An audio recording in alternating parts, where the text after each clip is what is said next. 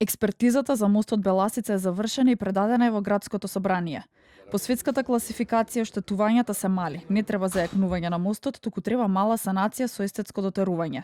На мостот не е потребно зајакнување на каблите за пренапрегање, вели професор Михаил Гаревски за телевизија 24. Неопходна санација во вид на торкретирање за да се заштити меката ребраста арматура од корозија.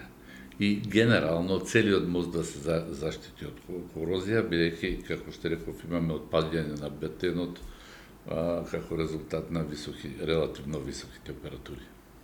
Пуштањето на мостот во употреба не зависи од експертизата, ниту пак од град Скопје, туку од топлификација. Гаревски посочува дека треба да ги извади итно цевките затоа што преку нивната изолација дошло до пожар. За да може да се отпочне со торкретирање на конструкцијата. Дури после торкретирањето на конструкцијата, иначе неодговорно е да се пушти мостот, па дури да се прави пробно товарење, ако не е направена оваа санација за да се заштити арматурата, дури после завршување на санацијата, следи пробно товарење, кое што релативно може брзо да се изведе и мостот да се пушти. Но, како што тргнала работата, ја можам да прогнозирам дека најмалку за 3 до 4 месеци нема да може да се пушти. Простор за паника нема, затоа што нема деформации на мостот, ниту пак има пукнатини.